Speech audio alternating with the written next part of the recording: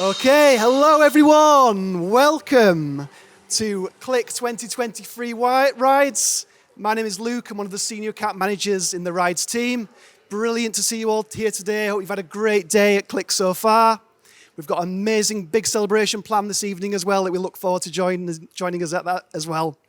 But for this afternoon session, we're focusing on what we believe at least is our most important part of the Connected Trip, our Rides partners, of which without you guys, we wouldn't have any business to go for. So we thank you very much for joining us in Amsterdam. We're going to kick off shortly with our Ride Showcase, and that's going to run through everything that you guys need to know about rides in 2023 and beyond. We're going to take a short 10-minute break, chance to get some coffee, and maybe have a quick drink, some food, re-energize, and then we're going to have some more senior members of our Rides team on stage here for what's going to be our first ever Rides panel Q&A that we're very much looking forward to as well.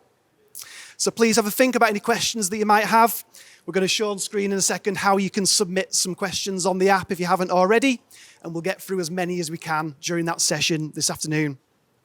So without further ado, let me please introduce and welcome to the stage our three hosts for this afternoon's Rides Showcase. First up, Group Product Manager Nick Allen.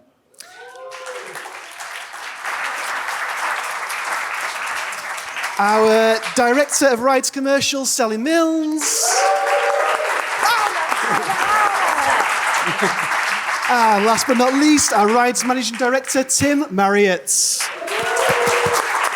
Oh, an interesting woo. Thank you, Luke. And hello, everyone. It's fantastic to see you all here. Just to do a quick sound check. Again, sorry, but thumbs up or I guess, yeah, cool. You can adjust the volume. So I know I'm quite loud anyway. So if I'm being a little bit loud, you can just dial that down a touch. But just make sure your headset stays purple. I see Nurtle's already taken his earphones off. I'm being loud enough from the front. But yeah, thank you everybody for joining us today. This is our second in-person Click, and it's fantastic to see so many of our partners with us. We've had some really good conversation and content already in the last day, and I'm sure you've heard lots of different sessions today, sort of taking you with us on where we are with our vision and our mission around the Connected Trip. And this afternoon, we're going to do a deep dive into rides and what that really means for you, our partners. I'm just going to make sure I remember to click at the same time as talking, which is going to be a little bit of headset information. Please, at the end, leave your headsets at the back. We are going to host a Q&A at the end, as Luke said. So you've already submitted some questions, which is great. But through the app, and I hope most of you have already downloaded the Click app, you are able to submit questions as we go throughout this session, and we'll cover that in the panel session later on. But we'll also try and do some around the room if there's anything that comes up along the way. So, why are we here today? So you, the people in this room, are our most high-value partners for rides. We've got pre-booked taxi partners, ride-hail partners, and public transport partners. And really today we want to talk to you about where we're going and how you can be part of that. And really get some feedback from you and what you think in terms of where we're headed with our roadmap and our future structure. Now, it's critically important for us that we get that feedback from our partners. We always try and use your feedback internally to develop and continue to improve on what we do and to continue to deepen and strengthen our partnership together. So please, don't let us just talk at you, because I promise you, Tim can talk for a long time, and we need to try and make sure that doesn't happen today. So, go on. Just in case you don't know who we are, that's us. I just wanted to start with this slide, really. You might have heard this term a couple of times today, or at least throughout the last few months at Booking, but customer centricity and kind of like, what does that really mean? So we've shared with you our ambition for the Connected Trip, the next chapter for us as a business. But we know that we need to be customer-centric to succeed. And customer centricity doesn't just mean customer as in the end consumer. Customer is partner and it is traveller. And I think that's always been a really big part of Booking, and it's always been a big part of like our DNA. But really, maybe during COVID, things had to be skewed the other way as we were having to protect the business. It was a very difficult time for us all. And really what you'll start to hear more about now is how we are being more partner-centric, and that will be something that we consciously use in our language across the business, which is great for you as partners, as maybe it's sometimes a little bit more towards customer as a traditional customer use case. So let's talk very quickly about 2022 and what a year that was. Whilst it was fantastic to see the recovery, and this is a real data chart from us, I've just removed some of the numbers, But 2022, we saw a real ramp up from around May time, which was great and a wonderful time, but it hit us all by a little bit by surprise with the actual recovery that we saw. And that coupled with very challenging times at the airport in terms of staff and just general chaos and supply shortages that you felt, plus the fuel crisis of last year, it made it a really difficult year for operations. And I guess this is just a thank you to you as our partners, really, to how well you managed that situation, how you scaled up for us, and how you were really there for our customers, our travellers. So yeah, just a bit of a thank you, I guess, from us.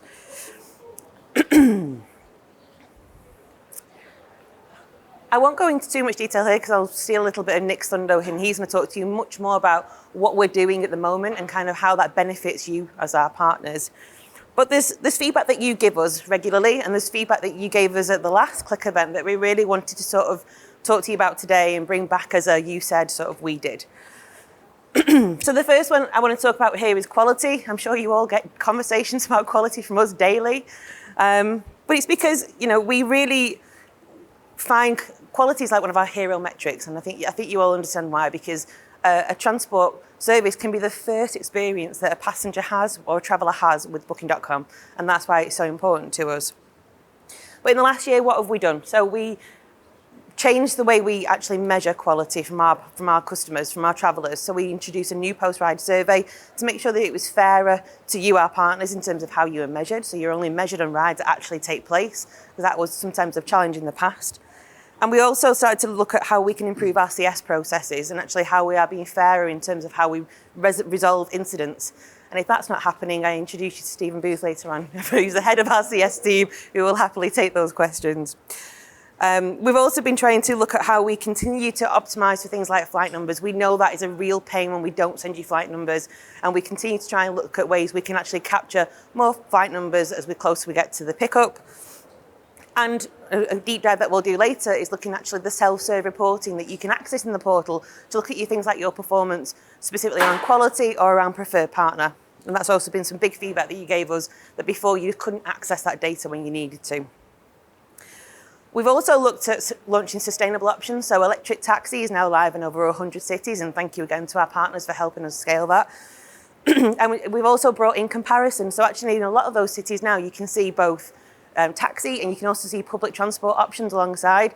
And actually we see conversion improved in those locations where we actually offer the customer a choice. And that's actually improving conversion for you and for us. Preferred partner, we continue to roll out. We will very soon get to 100% of our locations live with preferred partner. And in general, we have really positive feedback from our partners, and we know that preferred partner works in terms of driving relevancy to you, driving you the volume that you require, whilst making sure that we're offering the traveller a consistent, high-quality service. And for peak this year, we probably a little bit hot off the press, so please don't ask me too many questions on this later. But we are looking to improve some of our partner SLAs to make sure that we're being fairer to you and we're measuring you on actually what's happened to the service as a result. In terms of relevancy and volume, I'm sure in the moment we are seeing sort of record trading days and weeks from the business. We're seeing record pickup weeks, which is really exciting, really terrifying because it's not even Easter just yet, and we're already seeing like massive volumes go ahead. But that's due to a lot of the heavy investment that we continue in partner-funded programs such as Free Taxi, which I'm sure you've all heard about, and also Genius. And they're programs that we know are important to you because they drive that additional volume, and something that we want to talk to you about today in a little bit more detail about how maybe we can do more of that together in the future. Quality. So I mean, we've already talked about this and you'll hear it a couple of times today, but you know how much focus we've been putting into quality and how we sort of see it as a priority for our travellers, but also for us, it's to kind of lead the industry with our service levels and really make sure that we're offering that excellent customer experience. What we generally see is that when a traveller has experienced a connected trip, as in an accommodation and a ride, that they're actually more likely to come back and book with us again if they have a positive experience. That's really important for us when we're thinking about the connected trip and the vision and where that sort of takes us, which is why quality will remain so important to us. We'll continue to make sure that this is balanced for both the traveller and the partner. And again, I think in the past we've maybe been a little bit more skewed to what the outcome is for the traveller. And we'll talk today a little bit more about how we're trying to make sure that you as partners are balanced, represented within that as well. And also with Preferred. So our vision for Preferred is to make sure that as a two-sided marketplace that we're being fair to you as to how you can get more volume with us and be transparent with about how that works and how you can grow with Rides and grow with Booking. So what's going on right now, I guess? So as I said, really exciting times for the business, record trading days, record trading weeks, and that's only set to continue. If we look ahead to sort of Easter time already, it's a really exciting period for us, and summer is definitely going to be our biggest summer ever. We want to continue to engage with you, though, as our high-value partners and hear from you how we can better support you and your businesses. How can we work together to make sure that this works, really, and how we can learn and progress and do the right thing. There's going to be things that we will also launch imminently that Nick will talk about shortly, but there are going to be things even like improving the pickup instructions that we allow you to pass us in the future, maybe even providing things like images within pickup instructions to make it easier for the traveller to find the driver, and just really how we can improve the way that you can manage your business through our platform, as that's the most important thing, that we're being the right partner for you to work with as well. I think that's pretty much it from me for now, but I'll be here for questions later. I only really want the nice questions. We can save all the difficult questions from my colleagues, but yeah, thanks very much. I'll pass you over to Nick. Thanks, Sally. Hi, everybody. Just a quick mic check. Can you all hear me properly? Great. So, hi, I'm Nick. I am the Group Product Manager in Rides. So, I kind of oversee most of our supplier tooling as well as the core platforms within Rides and our fulfillment experience as well. So, where we're having drivers and customers meet. So today I'm going to take you through a little bit more on some of the stuff that's really our focus for 2023, and picking up on what Sally was talking about around customer centricity and what we're doing to really improve that customer experience and partner experience as well. The key theme for me for today is really all about quality, all about that quality of experience. So there's kind of 4 areas I wanted to cover. First one of those is about fulfillment. So I guess this is probably something that you've had many conversations with your account managers about over the past year or 2 years even. I guess driver events is a pretty familiar topic for all of us. So I just want to share with you how that's kind of progressing, and then how we're kind of seeing the value of that, and then what we're planning to do in 2023. So when we talk about fulfillment, there's kind of 2 really important data points that we look at. First one is driver assignment. That one's been pretty flat for us for a while. It's pretty high, 95%. We're pretty happy with that.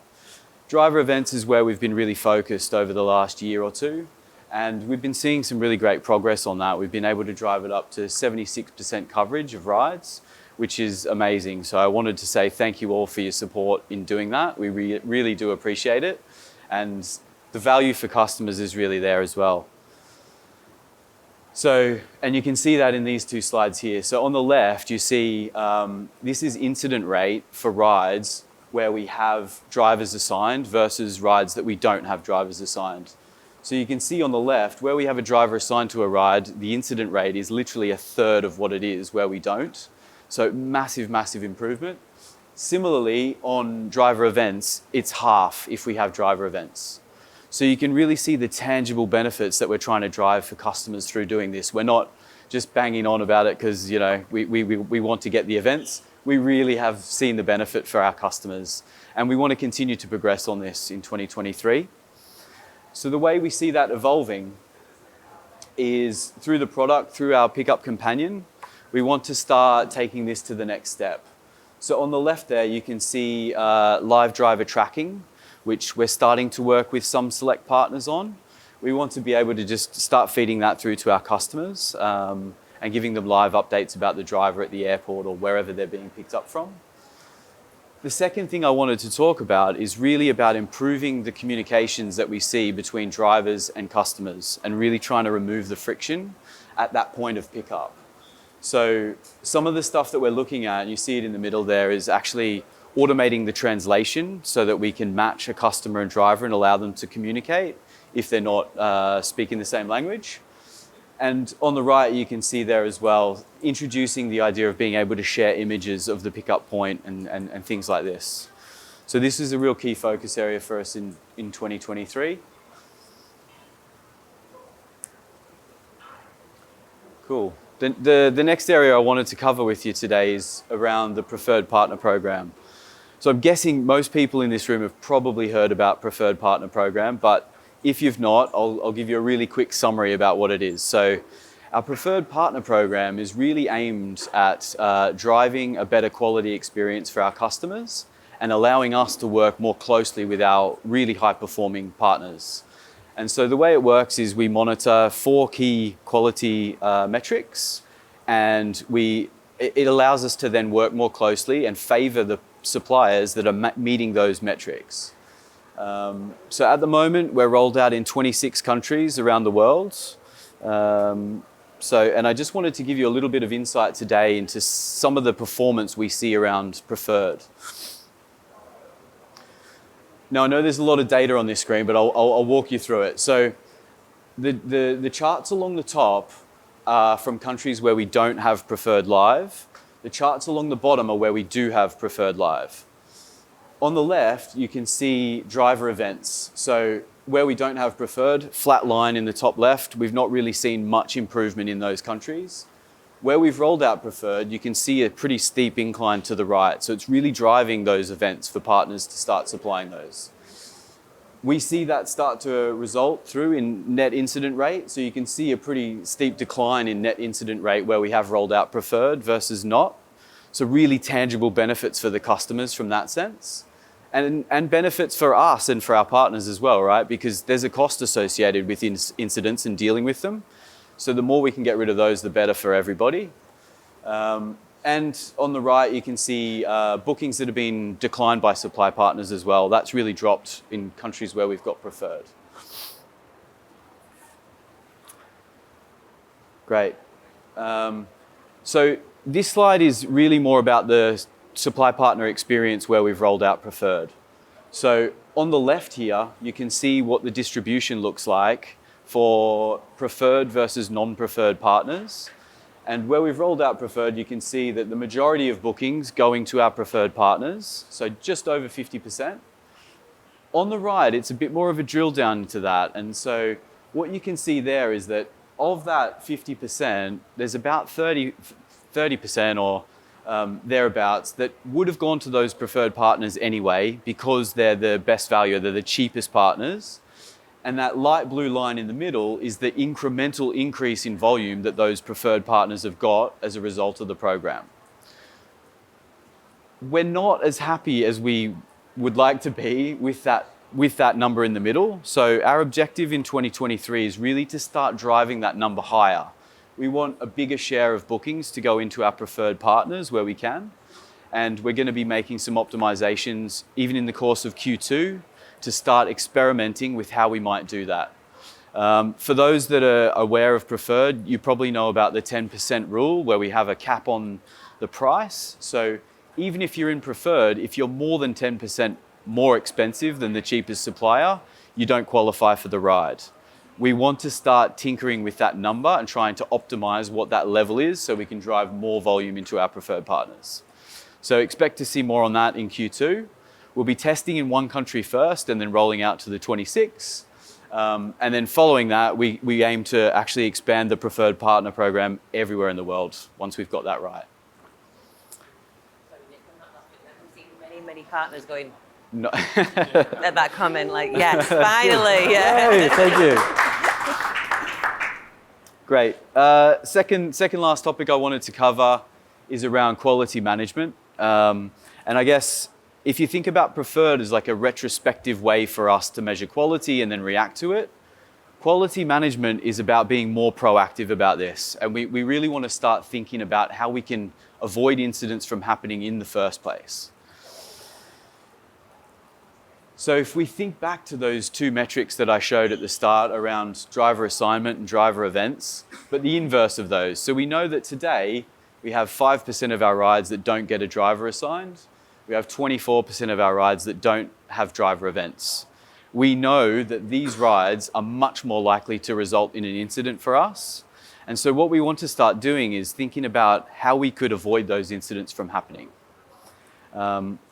we have a capability today already where if a supplier declines a ride, we have a process where we can automatically research and try and reassign that to a new supply partner.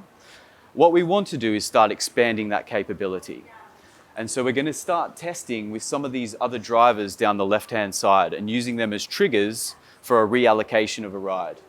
So a good example would be no driver assigned. So we'll start experimenting later this year. Say if we see a ride where we don't have a driver assigned 2 hours before the pickup, we can proactively reallocate that to a new supplier with a really high quality that we have confidence is going to show up for that ride and avoid that incident altogether. So, and then we'll progressively be able to work through some of these. We do know that some, like the no driver events, we're going to be starting to get closer and closer to that pickup time. So the lead time's very low. Tim's going to touch a little bit later on immediate dispatch as something else that we're working on, but that will help support some of these like shorter lead time use cases that we have. Lastly, I just wanted to give you a bit of a sneak peek on some of the partner tooling that we're building to support all of this. We know that this is a big ask around all this quality. Some of the feedback that we've had from Preferred initially is that it's difficult to get the insights that you need to really understand your performance in the Preferred program, and we want to start addressing that for you. So I've got a few screens here from the portal that will be being released over the coming months. And just one point to note, this is like all in the portal, but our intention is to replicate that within the API as well. So any data that you see here, we do intend to be able to make that available via API as well.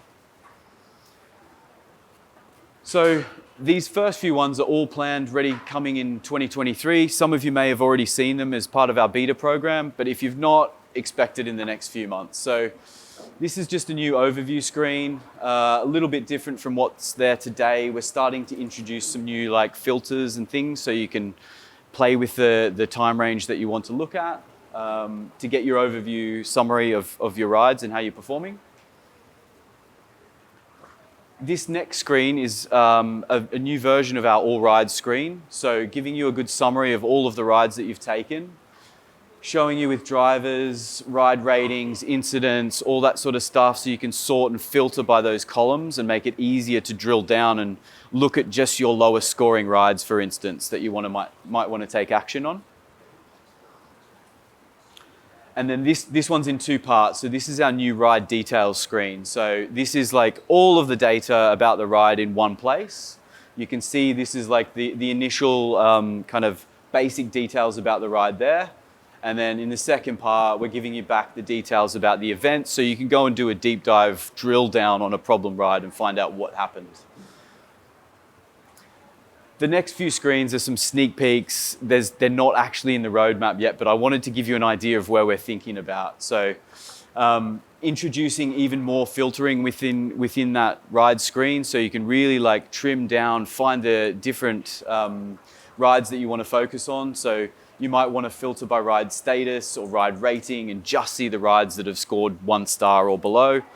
So that's something that we're thinking about as well.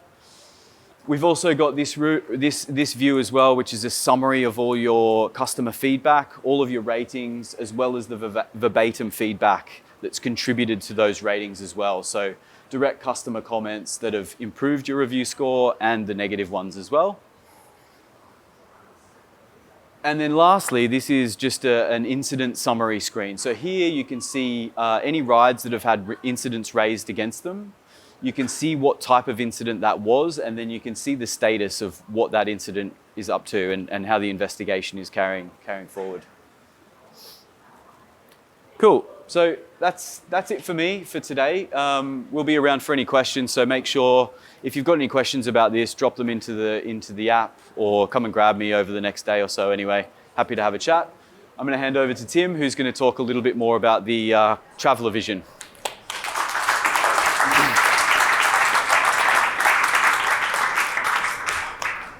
I'll do the obligatory mic check. Everyone can hear me? Thumbs up.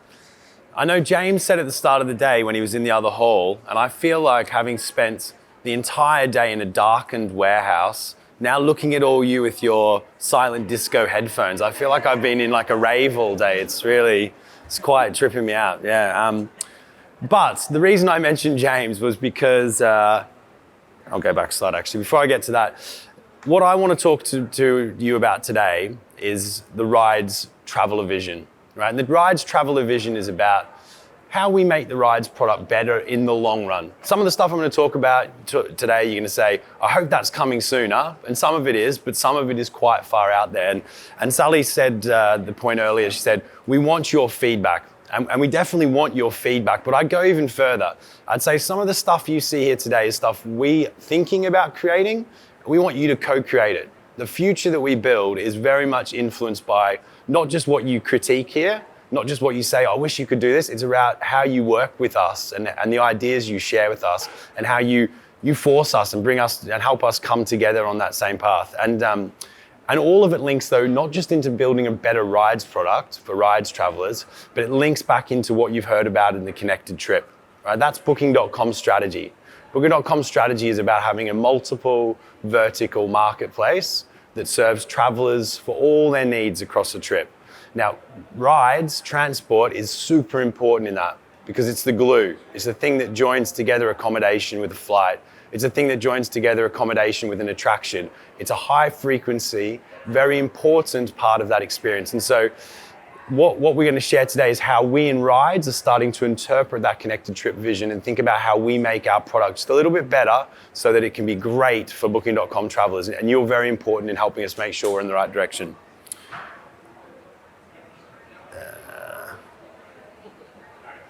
No, I've broken it already. There we go. So I could talk about lots of things that fit under that connected trip vision, but there are really three bits I want to go a bit deeper on today. First, I want to talk about how the connected trip vision is going to help us keep growing. Second, I'm going to talk about how we think about creating a great pickup as that glue between two different experiences in the connected trip. And finally, I want to talk to us about how we take what we've already built together and start to get more customers coming back to us repeatedly. So keep growing, and specifically there, I'm going to go into talking about some customers who I don't think we do a great job for today, and I'll tell you why, and I'll give you some examples. For the great pickup, I'm going to talk about how we connect the pickup experience. And you'll probably say, well, yeah, we already send you all of that data. Isn't that the connected part of it? Yeah, but we realize that a connected pickup has two parts. It's about connecting the driver and the customer and making that more of a two-way relationship. And then when it comes to getting customers to use our services more repeatedly, we want to talk about how we build upon the scaffolding or the framework that already exists with Booking.com's loyalty program, Genius. I'm not very good at this. So let's talk firstly about that segment of or that idea of growing together by us serving new segments or underserved segments. So it's very easy for us to say, well, we just sell airport transfers. So we sell to customers who are airport transfer customers. And I think that's generally how we've thought about it for a long time. Let's build a great product. It's pretty standard. We can scale it globally and it works most of the time for customers who need an airport transfer. But when we look at accommodations business, we can start to slice up those customers further. We can think about the trip type they're taking. We can think about who's traveling. We can think about when they're traveling. And all of those things help us find different opportunities that today we're probably not doing such a great job of. So, what are the opportunities I want to highlight? And there's probably more of these, but these are three which we think are really important and we're going to start to do work on in the next years. So let's take families as the first one. So families book millions of accommodation bookings with us every month, every week. 12.5% as you can see here. Now we would expect airport transfers to attach to those as frequently as we attach to any other segment, but we don't. It's less than half of what we would have expected to be attaching to that segment. And that's a segment that could be very valuable for all of us. Next, we'll move to last minute bookers. And this is a huge segment for Booking.com. So last minute bookers we define here as customers who book 1 to 3 days out from their time of travel. 35% of Booking.com's accommodation business, last minute travelers, huge. But as you can see, just 7% of the airport transfers we sell. So again, why is that gap there? What can we do to address that gap? And finally then, we talk about accommodation and taxi. So this is a distinct segment and one that we don't do anything for today. Our research tells us about 1 in 10 customers today who book an airport transfer online book that at exactly the same time as they book their accommodation. Through a package, through a bundle. You work with our demand partners, you'll be aware of those. Booking.com, we sell 0% of them. You can't book an accommodation and a taxi at the same time. So you've got 3 very big segments of customers there who today are really underserved by what we do, the product that we've built. I've shared a bit of data. Now what I'm going to do, this will be the interesting part. I'm going to go through a couple of very quick little demos for you of some user experience of what the product might look and feel like for travelers to solve some of these problems. The interesting bit's going to be whether the video plays, and if the video doesn't play, then I'll have to do a very good job of describing it with my words. Right. Wish me luck. No, it didn't work. All right. We thought this might happen. Yeah, we thought this might happen, so I'm going to have to share the videos with you later on. What I'm going to describe is the future world where we see it. So we talk about families. Families are a really important segment. Now, when we drill down into what families really want, what we understand is that families have needs around car seats, right? That's one of their primary needs that we hear all the time. And how do we service that today? We hope that they might enter it into a notes field and go from there. What we've designed and what we want to showcase to you all, which we will, is the fact that we see a way to build a capability to add in these extras. Now, in this demo, not only do we show the fact that people can add car seats to those to their ride, so customize it for families, but we also think about those other segments that want customization. Am I a customer who's traveling with skis? Am I a customer who has other luggage that's unexpected? Am I a customer with pets? Do I have accessibility needs? All of these things are about saying, let's go from that global standardized product that we've built, and let's think about how we customize it and make it bespoke for all of those other travelers that make up the long tail of airport transfers. If we can do that, we can win those customers and we can generate much more demand. This is going to be lots of fun for you now. So this one made more sense. So let's now turn to last minute travelers. So last minute travelers, a bit like myself, slapping these notes together last minute. But last minute travelers are those who book in those 1 to 3 window. Now actually, those last minute travelers, not only do they book their accommodation last minute, but we know 50 to 70% of all people who need an airport transfer don't book that until they arrive in the destination. That's 50 to 70% of all of the customers on Booking.com who we cannot serve with their current behavior. Those customers will not book with a 2-hour lead time. They definitely won't book with a 24-hour lead time. We have to be able to serve them when they arrive in their destination. And to do that, we need to think about this, immediate dispatch. We need to think about reducing lead times, not down to 90 minutes, not down to 1 hour, but down to as close to real time as possible. Now, that's where an interesting, Nick touched on it, where we're working on our single taxi platform, and that will enable you to work with us in that way. It will also enable you to be able to share more of those real-time events that happen at that point in time. We know we need to offer a different kind of product for that. Maybe it goes into more of a curbside pickup type of experience. Those are the things that we're already starting to think about when it comes to immediate dispatch. But if you think about that opportunity, 50 to 70% of customers we can't serve today. And if you think about the fact that of that 50 to 70% of customer, the first thing that they do often when they walk out of the airport is they open the Booking.com app to look at where the address is for their hotel. That's a prime opportunity for us to give them our airport transfer business. So this is another really big opportunity and something that we think in our future vision we will have. Right. Fortunately, now I can go back to some slides without demos. So let's move on from the underserved segments and let's talk about the next area I wanted to cover, which was around how can we create a great pickup with a connected experience. So when we think about a connected experience, like I already said, we think about what is the information that needs to be shared back and forth between the driver and the customer. And we know today, Nick's already pulled out the data which shows getting just driver events and showing those to travelers is really important. It's made a material difference to the quality of the pickup, and we see less incidents, higher post-ride rating. But the feedback is consistently customers want more. They expect more. They want to be able to share more of their information so that they know they're going to get the service they expect. And I'll share with you some data here that helps bring that to life. And I'll take some data from taxi, because the taxi data tells us about what customers are trying to do already, but I'll also compare it with what we know about accommodation. And remember, this is the connected trip, right? It's what customers expect from Booking.com from their experience with accommodation, which is telling us how we should expand and build upon our product in rides. So starting with accommodation, actually, 75% of accommodation customers send at least one message to the property. I mean, you're nodding because you all know that's what you do.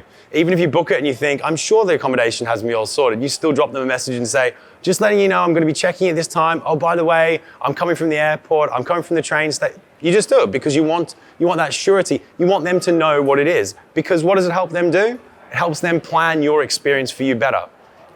We contrast that over here with taxi. 42% of our travelers try and contact the driver. That's through our pickup companion tool that we already give to customers. But only 40% of customers use our pickup companion. So actually, it's more like 15% of our customers today, our travelers, try and contact the rider or contact the partner. That's tiny. That's a fifth of the size of what we see in accommodation. But clearly, the same opportunity exists there because when things start to go wrong, we also know from our pickup companion that customers will try all of the different contact options we present them with. They will try to call the driver. They will try to message the driver. They will try to live chat Stephen and his team. They will try to email you. They will try to call your number. You know these things, right? And the more they do those things, the more out of control that experience is going, and the more likely it is that that person won't get picked up, and the more likely it is that person's going to leave us all a bad review and probably not just come back to book a ride with us again, but may not come back and book accommodation with us. That's the risk, and that's what we're trying to avoid. And accommodation knows this too, because accommodation heavily incentivizes their partners to come and reply to those messages very quickly. And where partners do, they see an increase in their review score, right? A material increase in their review score, 0.6 for those who just respond the fastest to their messages. So what is all this telling us, right? It's saying we need a way that customers can contact our drivers well, share the information that's important for them, and we need riders, we need to be integrated with you and connected to you in a way so that your drivers can take that information in and plan the pickup and adjust when things are going wrong. Another video. So at least this has got some context for you. So what type of airport traveler are you? So what we wanted to show here is that we have an idea that is, not only will we ask customers to try and contact drivers at the point of pickup, but we see a big opportunity to say, once they've pre-booked, if it's for tomorrow, a week, 2 weeks' time, we will incentivize them to come back and tell us more about that trip they're going to take. So what the kind of questions we will ask at this point in time are things like, who are you traveling with? How much luggage have you got? How long do you think it will take you to clear security? Because are you a citizen of the country you're entering? Do you have accessibility needs? All of this information we want to bundle up, be able to pass on to you so that you can plan with your drivers to be most efficient. This driver has these characteristics. Therefore, we should think about arriving at this time. We should expect this kind of wait time. These are the kind of dimensions that we can see as being really important to capture ahead of time. Now, that's good. There's a home screen for you. So this is really requires your imagination to move through this one. It's great. We've got all that information from them ahead of time. Fantastic. But we know still the pickup is the point where those things start to become invariable, how things start to move. So what we wanted to showcase here is we see a few key features, nothing very complicated, what you all expect, which is we want to be able to get a customer to be able to pre-select and say, I am clearing security, I am waiting for my baggage. Now the kind of clever thing that we're looking to do there is how can we integrate with the different airports who now make many of that data available. So if you say, I'm now collecting my baggage, and we know that's from baggage carousel number 6, and the airport says that the wait time on baggage carousel 6 is 20 minutes, that allows your driver to say, right, how do I prepare for this? What is the implications of that? And you can reorganize around that customer. But it's still about giving that customer that great experience. Or sharing location, we know is another big feature that we want to introduce here. So like I say, I don't think the last two things I've talked about are particularly complicated. I'm like seeing a lot of people going, yeah, you guys should just do that. That's just really straightforward. That's what would make a better ride. I think this third one, which happened at 7 o'clock, this third one is probably where the magic would start to happen. So what we wanted to show here is around communication. And when I say communication, it's about saying, yeah, we can have an instant messaging service. We've already built a fantastic instant messaging servicing for accommodation. And we can start to get drivers and travelers to start to talk to each other with that. But the connected trip isn't just about rides. It's also about that accommodation partner. So I think the very exciting idea that we have is about saying, imagine if my flight was delayed. I booked my flight on Booking.com and I get a notification, flight's been delayed. Well, of course we should tell the traveler about that. And we can do that through that Booking.com communication platform. Of course we should tell you about it, tell the driver about it, right? Let's remind them that the flight's now been delayed an hour. But the other person who cares about that is the accommodation partner. Let's tell the accommodation partner, your guest Sally is now going to be an hour late to check in. And actually, if we bring all three of those people together in one chat, is where I think some really interesting stuff starts to happen. Again, I'll use an example that I'm sure many of you are familiar with, is often, because of the details we send around the drop-off location, drivers are unable to find the drop-off location. We give the wrong establishment name, or we give wrong longitude and latitude, or an address that's not quite complete. Those things happen. Now imagine if all three of those people are in one chat. That means the accommodation partner can reconfirm the address. They can give that additional information to the driver. The driver can confirm details about how they can drop off at that location. So I think it's a really interesting idea of communication going beyond just two parties and start to say a connected trip communication is about bringing multiple people together to really enhance that experience for everyone. You'll be happy to know there's only one more of these dodgy slides to go. So, oh.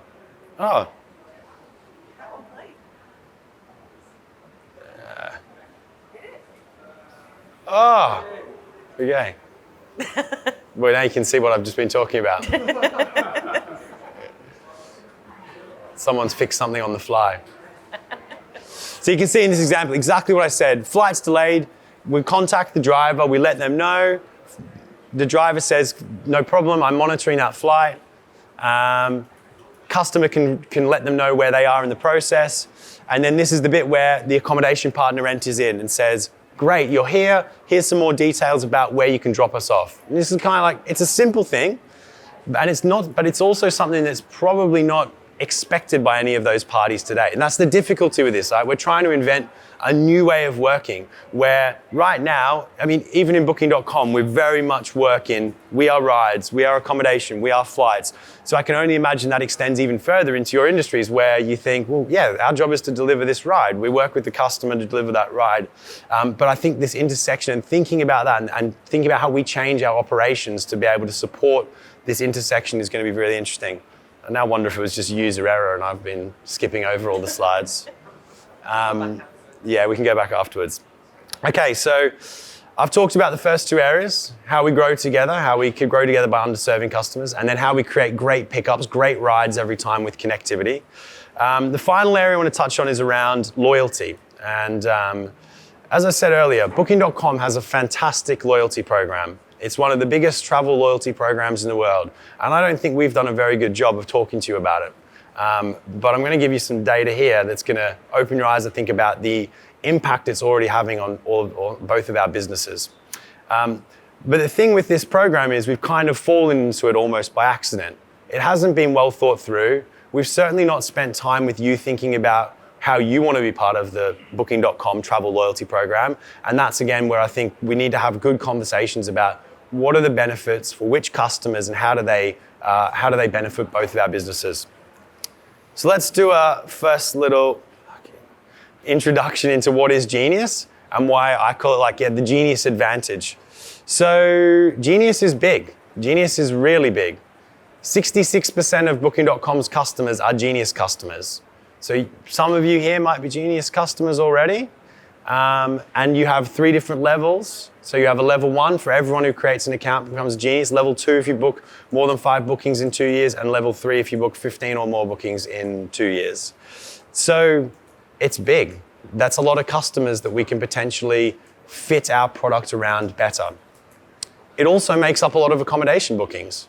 And when we say it makes up a lot of accommodation bookings, that's because a lot of accommodation partners today offer discounts for Genius customers. That's the model. It's a supplier-funded discount from accommodation partners to tap into this Genius segment who are a unique, loyal customer base that Booking.com has great access to. Now, if you think those numbers are big, then look at this one at the bottom here. 70% of the bookings that we already generate as this group are to Genius customers.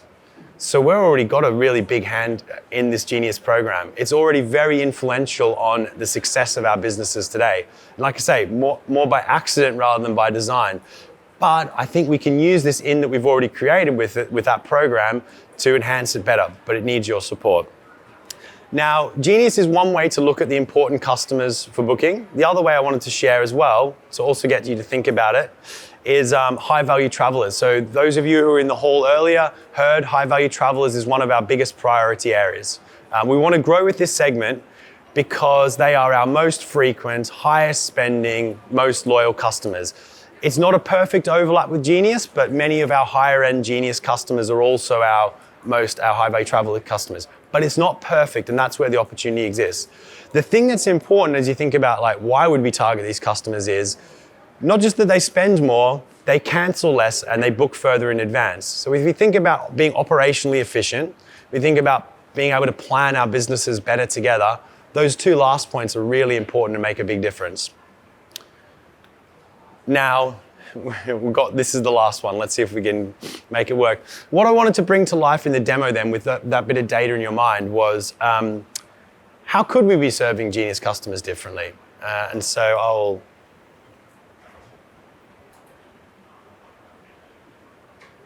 here we go. Okay, so in this demonstration, customer who's a Genius customer comes in and look at their status. They're a level 2 Genius. And you can see that they've got a few discounts already unlocked, but some things haven't. And we've inserted something there like a level 3 would get a free upgrade on their next ride. Something that we could offer to give people an incentive to book more with us in the first place. As a customer comes back after just being rewarded with their level 3 Genius, it's a great opportunity for us. Remember, this is already a high frequency customer who comes to the app very often to tell them about one of the benefits that they might have just unlocked.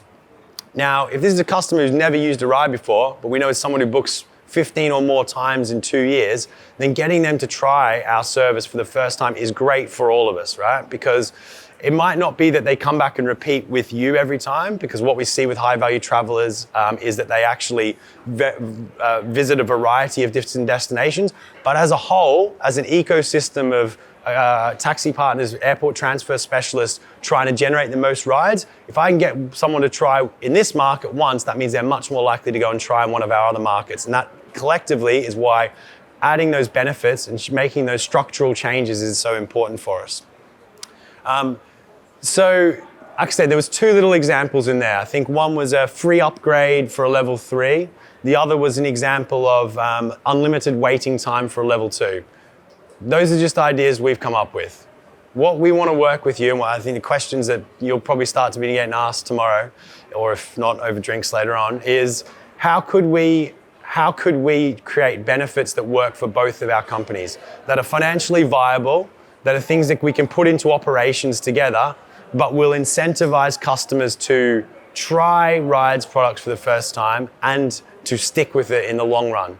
And those things are about delighting them, but delighting them in the right way. So we're really intrigued to hear what those ideas are from you, because we don't want to be the ones who come up with everything. Right. So one last sort of final bit on this Genius bit and the loyalty program. So I gave you some examples there, and I sort of talked about why we think we can enhance it. And I think this picture here really tells you how far away it is today and why it's important that we think about a more structured benefit. Today in accommodation, that you've all these very tiered, different benefits as you progress up, as you become a more loyal customer. What some of you might know, but some of you might not know, is that for Rides, we do a very one-size-fits-all approach to Genius. So all levels of Genius, levels 1, 2, 3, simply get a 10% discount that we've been funding in Booking.com for the last 4 years. And the Genius program has grown and grown and grown. They've added more customers to it. They've expanded the criteria. When we launched this, it was actually, there was only one level of Genius and you needed 2 bookings minimum to qualify.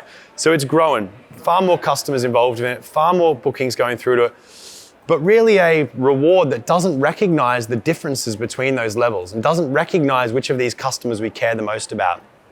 So for me, that's like when I look at those previous slides, look at those ideas, and then look at where we are today, so much opportunity to think about loyalty, to think about high-value travelers in a very different way. So that was my 3 bits. I'll bring it back to the end there. Sorry about the videos. I feel like I should go back and play them all again now, but I've probably described them beautifully anyway for you. So the 3 things, right? If we're going to be successful together, and the vision that we have is we're going to keep growing together, we're going to make great rides, great pickups for everyone, and we're also going to make sure that we unlock loyalty. Like I said, we do those things by finding those segments of customers we don't serve well enough today, serving them better, customizing our product. We do the pickups by connecting our customers and our riders and our drivers together, and also with partners. And then we work to be part of that Genius loyalty program. All 3 of those things are big, different, new things. They're not just what Nick talked about. They're not new reporting in Portal. They're not about little enhancements or little features. They require us to think hard about how we work differently together, how our operations have to change, how our training of the drivers has to change. So these things are not easy. That's why we talk about them as being part of the Traveler vision. But we want to create these with you. This is really where we want to go. So yeah, look, thank you all for listening to me while I try and describe that. But yeah, we're looking forward to working on it more with you and chatting over it tonight. We're going to have we also have now a 10-minute break. Thank you, Luke. There you go. So you can, if you're going to wander off, please just leave your headsets, but then come back and we're going to run a bit of a panel session. We'll take any questions. If you've added them into the app already, great. If not, you've got 10 minutes to do so. But we have already got some questions that you've asked us in advance. So yeah, I guess just think about all those different topics because as Tim said, it's about us co-creating this together. Yeah. Thanks everyone.